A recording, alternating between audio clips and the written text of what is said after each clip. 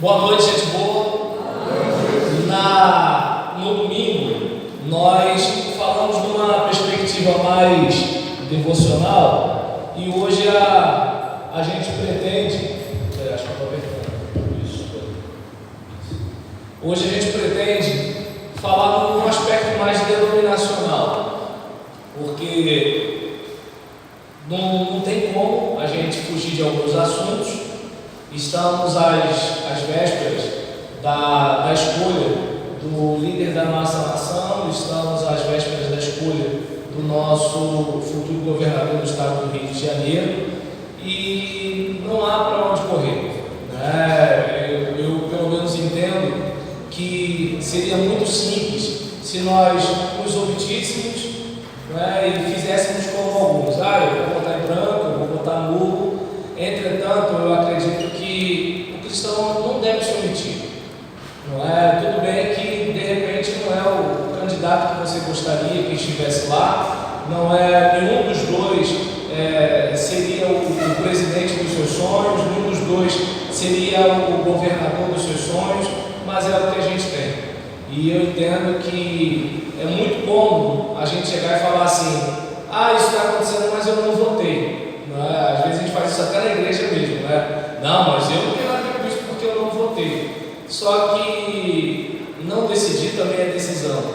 E é importante a gente ter maturidade para lidar com o que a gente tem, não com aquilo que a gente gostaria de ter. Até porque a vida não é o que a gente gostaria que ela fosse, ela é o que ela é. E a gente precisa ser maduro para lidar com isso. E enquanto batistas, há uma série de documentos que nós temos.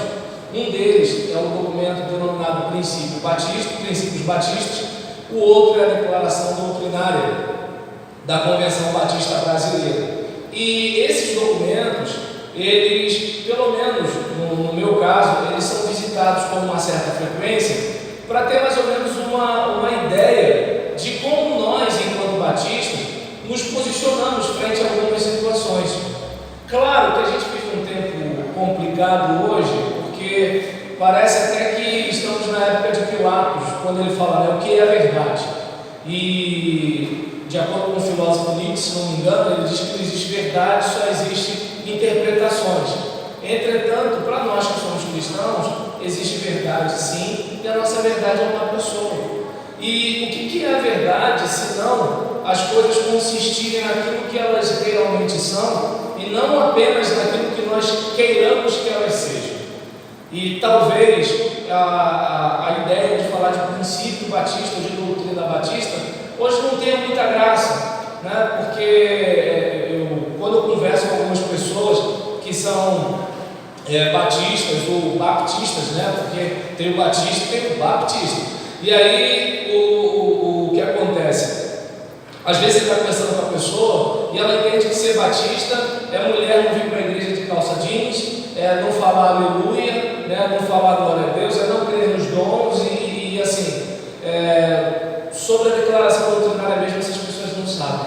E é algo tão acessível, né? Se você for ali na antiga Juerp, antiga Montemor, que agora é Letra do Céu, né? Se você for ali, você chega no Dário e fala: Dário, tem aí o livro Pacto e Comunhão? Eu queria dar uma lida. Ou então você mesmo pode ir na internet, Portal Batista, digita no Google, vai aparecer, ou então Declaração Doutrinária CBB, vai aparecer aquela informação lá, e a gente poder ter aquela ideia de: olha, esses aqui são os documentos que são como trilhos para a gente seguir. É claro que dificilmente você vai ver um pastor trazendo um estudo sobre declaração doutrinária ou princípio batista, mas o que ele falar vai estar de alguma forma dentro desse molde. É como, digamos, eu escrevo a revista Palavra e Vida. Eu tenho meu jeito de pensar, eu tenho meu jeito de falar, mas você vai perceber que eu estou mais politicamente correto lá na revista. Por quê? Porque passou por uma revisão, né? Então não tinha como eu colocar lá "tamo junto, fera", não dava para fazer isso. Então tem uma redação, aí tem, isso aqui pode, isso aqui não pode, volta para cá, volta para lá e tudo tal. Então tudo aquilo que a gente faz está dentro, de certa forma, de um controle de discurso. Agora, quando a gente não tem consciência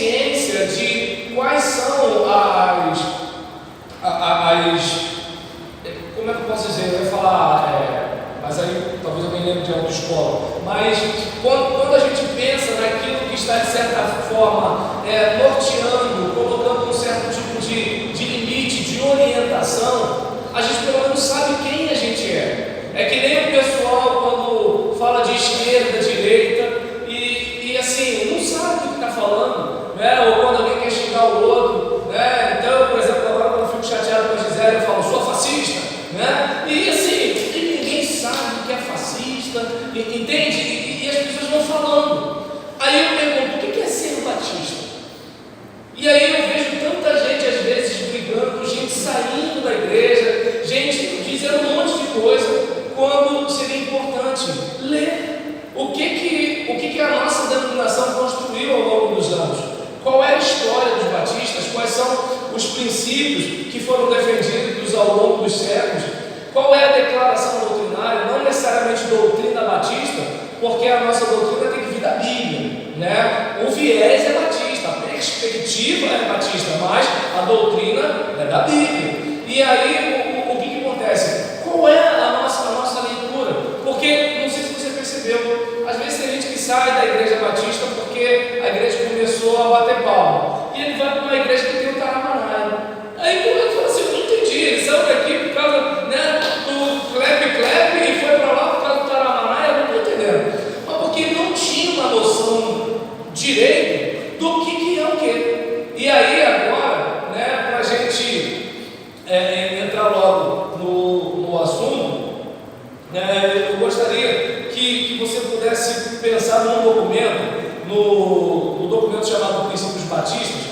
Tem um capítulo que fala da vida cristã, e nesse capítulo da vida cristã, quando chega no ponto 5, fala sobre o cristão como cidadão, e qual é a orientação do documento batista para a nossa cidadania.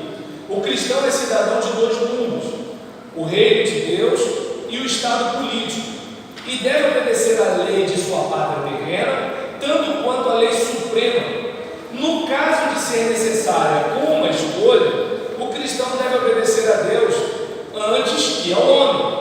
Deve mostrar respeito para com aqueles que interpretam a lei e a põem em vigor, e participar ativamente na vida social, econômica e política com o espírito e princípios cristãos.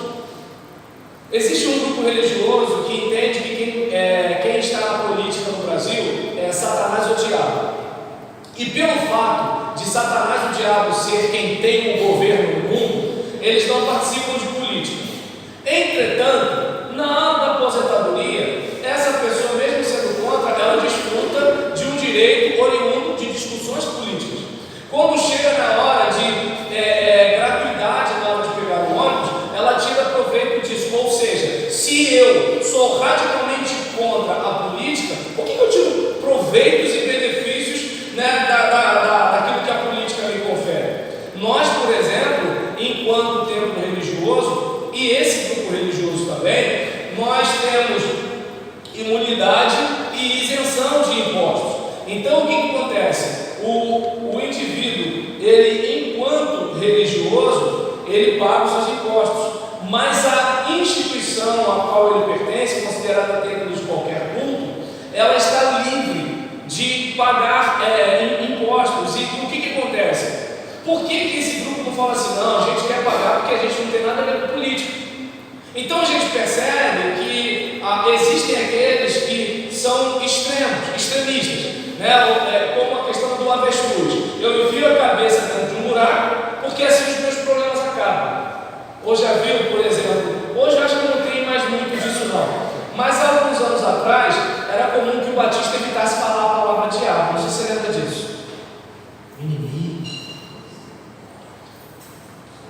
coisa ruim, né? A pessoa tinha aquele receio de falar diabo, Satanás, aquela coisa todinha, como se deixar de falar do Satanás fizesse o Satanás não agir. Então, o que acontece? O melhor modo de a gente lidar com as adversidades é reconhecer essas adversidades e se preparando para elas.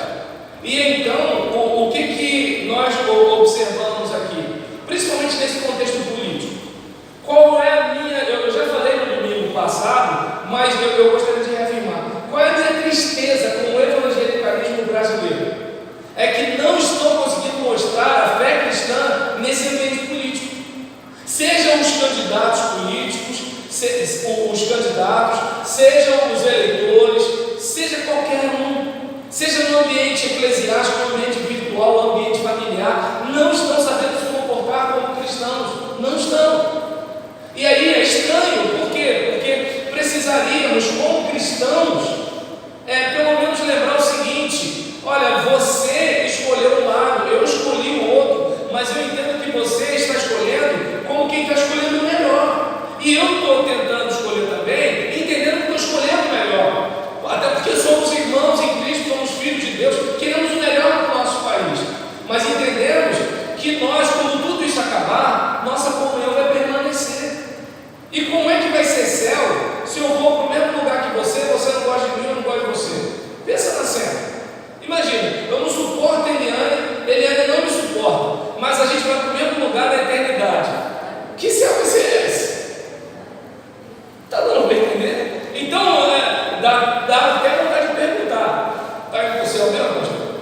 Entende como é que é o negócio? Então, às vezes a gente não para pensar que a vida eterna começa aqui. E é para a gente manifestar isso. E aí, dando seguimento, à questão do documento, aqui está dizendo que a gente precisa, claro, obedecer a Deus antes, comparando, se de repente existe uma lei que nos força a desobedecer a Deus, como por exemplo uma de não pregar o Evangelho, é um exemplo. E aí, em relação à questão da participação ativa na vida social, econômica e política, com espírito e princípios cristãos, como seria legal? Tem gente que fala assim: pastor, mas se o cristão for para a política, ele se corrompe. Aí eu costumo falar: gente, eu sendo pastor, se eu for pastor, eu posso me corromper também. Se eu for porteiro, eu posso me corromper também. Se eu for cobrador de ônibus, eu posso me corromper também. Porque a corrupção tem a ver com o ser humano. Ou você acha que, por exemplo, que nem tem um monte de gente, Bolsonaro vai acabar com isso tudo, tá bom. E eu vou dirigir no acostamento ou não? Com o Bolsonaro na presidência. E eu vou colar na prova ou não vou colar na prova?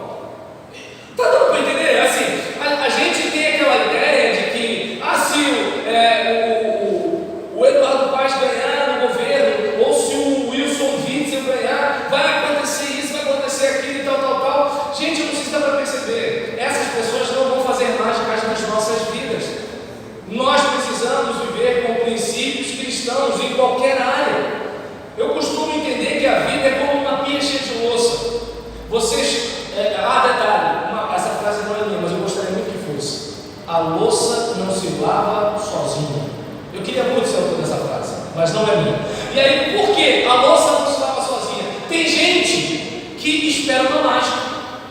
Ele almoça, deixa o prato, come um pedaço de pão com queijo, deixa lá a faca. E aí ele deixa não sei o que lá. Tem uns que ainda deixa com o resto de comida.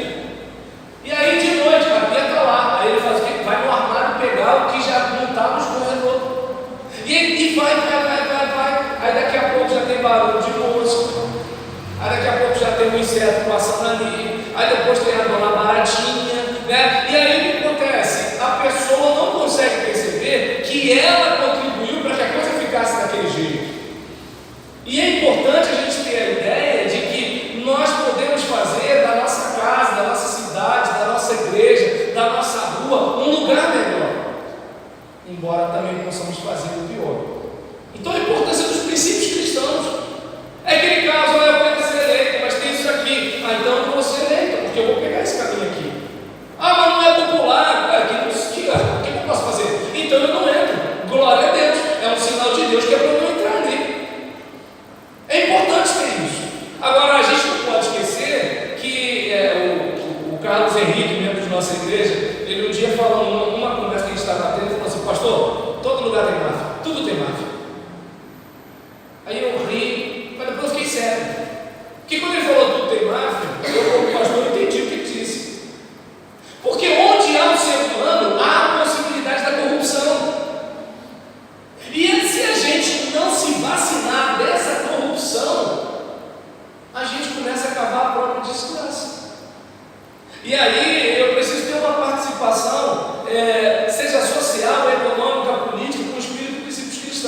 E aí continua, a mordomia cristã, que eu pensava que era, minha mãe falava, modelando para de mordomia, né? Mas é o ofício do mordomo. A mordomia cristã da vida inclui tais responsabilidades como o voto, o pagamento de impostos e apoio à legislação digna.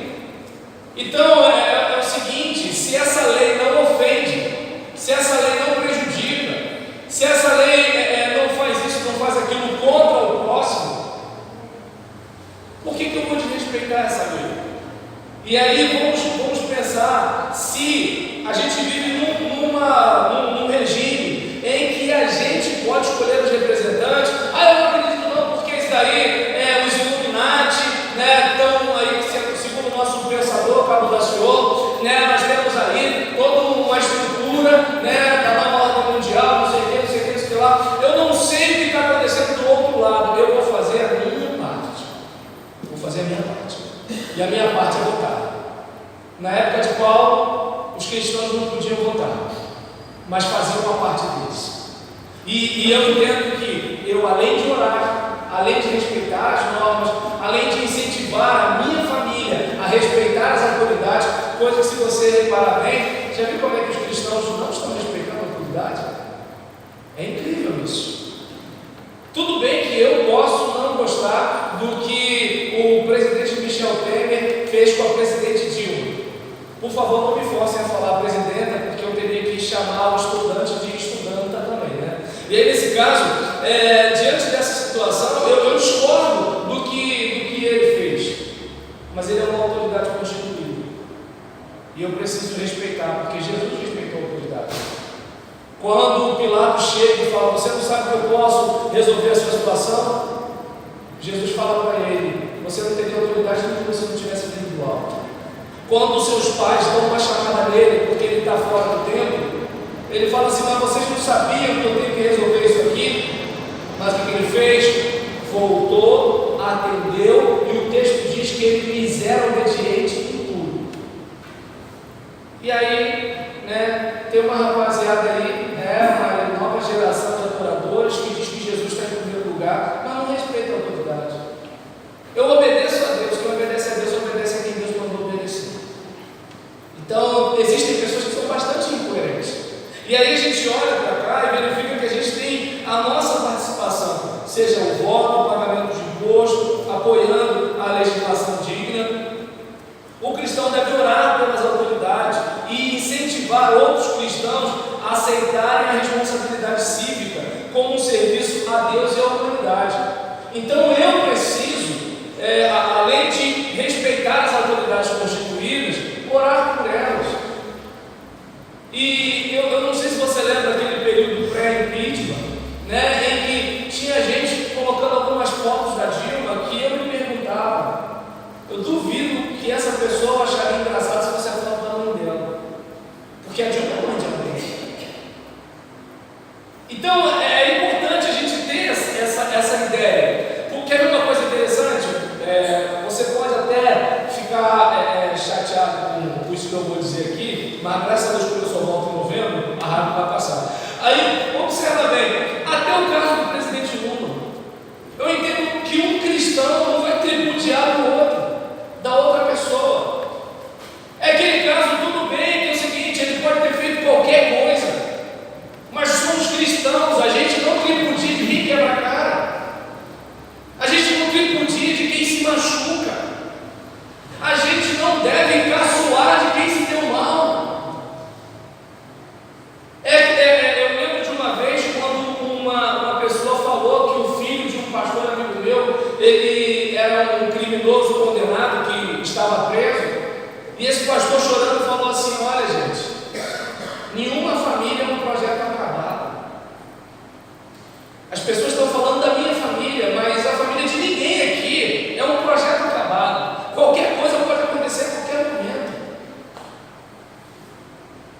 Ou será que só porque estamos aqui dentro a gente não é capaz de cometer alguma coisa errada? Ou quem garante se um de nós aqui não cometeu, mas a gente está pedindo a Deus para você descobrir? Ou alguém que a gente ama, a gente sabe que fez um negócio errado, mas por ser alguém muito querido nosso, a gente não fica gritando justiça como a gente faz quando são os outros. o pastor está aliviando a situação. Não, não é isso. Eu só estou dizendo que um cristão não tripudia da desgraça alheia, porque o nosso desejo é ver a restauração da humanidade. O nosso desejo é ver as pessoas dando a volta por cima e se reconstruindo. A gente não comemora porque a filha da irmã fulana engravidou antes de casar. A gente não fica feliz porque o marido da irmã fulana, que falava de todo mundo, né, bem feito, olha o que ele fez com ela. A gente não faz isso. E se faz, a gente está dando uma facada no coração de Deus. E aí, aqui a gente percebe a importância da gente incentivar, né, o apoio à legislação, orar pelas autoridades, incentivar outros cristãos a aceitarem a responsabilidade cívica como serviço a Deus e à humanidade. Eu coloco, irmãos, o hino nacional para tocar lá em casa, meu filho gosta. Claro, na versão do palhaço tereco-tereco, mas ainda assim é o hino nacional, né? E assim, por quê? Eu quero que o meu filho tenha amor à pátria. Eu quero que ele conheça o hino nacional, o hino da bandeira, o hino da independência. Eu quero, claro que eu quero. E talvez alguém possa pensar, mas o que isso tem a ver? Eu prefiro isso do que ele. A gente não pode falar algumas coisas aí, né? Porque hoje em dia todo mundo fica sentindo com tudo. Mas assim, o que você quer que fique na mente da próxima geração? Que herança você quer deixar? Eu quero deixar o melhor que eu puder. E aí, de acordo com esse princípio, agora não sei se dá para perceber, é um princípio batista. Aí eu pergunto para você, quantos batistas que você conhece que respeitam isso aqui? Aí eu digo, se a gente não respeita os nossos documentos, a gente pode reclamar do político que não respeita o documento da casa lá, da casa legislativa, do executivo, seja lá do que for. Entende? E aí, a gente olha mais um pouquinho aqui, a questão de que a responsabilidade cívica é um serviço a Deus e à humanidade. Eu preciso orar para que haja paz na cidade. Eu preciso orar para que tudo flua na nossa sociedade. Por quê? Porque o meu desejo é que de alguma forma, lembra? Que venha o teu reino, seja feita a tua vontade. Tudo bem que o reino de Deus não é desse mundo, mas o reino de Deus é o governo de Deus do coração humano. E eu quero que Deus esteja dominando os corações humanos. E como diz o hino, né, dos vencedores por Cristo, a começar em mim, quebra os corações. E seguindo, o cristão é cidadão de dois mundos: o reino de Deus e o Estado. E deve ser obediente à lei do seu país, tanto quanto à lei suprema de Deus. E aí, como nós somos cidadãos de dois mundos, nós precisamos nos submeter ao reino de Deus, mas precisamos nos submeter ao Estado também. Obedecer à lei, às leis do nosso país é um dever, mas a obediência a Deus está em primeiro lugar. A questão é, somos éticos o suficiente quanto à nossa vida em sociedade, e somos crentes o suficiente para obedecer a Deus quando isso parecer errado na vida social? O meu maior desafio não é ser uma pessoa correta no meu Facebook, embora tenha crente que não está nem aí. O meu maior desafio não é ser uma pessoa correta na frente dos meus vizinhos, que sabem que eu sou pastor. O meu desafio não é ser correto na frente da minha esposa, que, né, aborrecer com ela, o tempo fecha. Não, o meu maior desafio é ser correto quando ninguém está vendo. Porque quando ninguém está vendo, eu penso que, é só isso aqui. Não, porque eu preciso tratar o meu caráter. Quem sou eu quando ninguém está olhando? Com esse esforço, eu já não vou conseguir ser um cara muito correto. Sem esse esforço, como é que vai ser? E aí, é importante que eu me pergunte, eu sou ético o suficiente na vida social? E eu sou crente o suficiente para quando tiver o politicamente correto contra a palavra de Deus, eu me posicionar? Olha, desculpa, mas de acordo com a minha fé, a gente não precisa brigar, não. A gente pode falar com temor e tremor. A questão é, de acordo com a minha fé, isso aqui não está legal. Isso aqui não é bacana. né? E por aí vai. Agora, quantas vezes ou a gente finge que não é crente para não ter problema, ou a gente quer bancar o crentão, né, melhor do que todo mundo. E aí é importante a gente pensar nisso daí. Por quê? Porque influenciar nossos familiares é algo indiscutível. Todos nós influenciamos as pessoas e somos influenciados por elas. O desafio é ser um cristão autêntico que contagia a própria família e a sociedade com palavras e obras no poder do Espírito. Porque, de acordo com Efésios capítulo 2, versículo 10, somos criação de Deus, realizada em Cristo Jesus, para fazermos boas obras, as quais Deus preparou antes para nós as praticarmos. Então, a gente pega muito, né, pela graça sois salvos mediante a fé, não vem de vós, é dom de Deus, para que ninguém se glorie, para falar sobre a salvação pela graça. E aí, eu costumo, quando eu falo de salvação pela graça, eu lembro do peixe. O peixe, ele não nada para ser peixe, ele nada porque ele é um peixe. O Filho de Deus, ele não faz para ser filho, ele faz porque é filho. Ele faz porque ele já recebeu essa nova natureza. Ora, aquele que é nascido de Deus não pode viver pecando, porque a divina semente está nele. Ele não pode viver pecando, porque é nascido de Deus. Então, o que vai me fazer andar direito é a minha experiência com Deus. Não tem a ver com a regra da igreja. Não é o estatuto, não é o regimento, não é o manual eclesiástico, não são as decisões da Assembleia, não. Porque se houvesse uma mudança no nosso país e todos os documentos imóveis fossem confiscados, se houvesse um avião viesse, jogasse bomba, destruísse todos os nossos templos e nós tivéssemos que nos reunir na casa uns dos outros sem documento nenhum, se nós obedecêssemos a legislação do reino de Deus, sem nenhum outro código, a gente poderia viver direito. A série de documentos que nós criamos, que deveria ser uma resposta à sociedade, a gente usa como mecanismo para controlar a gente, porque infelizmente às vezes a Bíblia não é suficiente.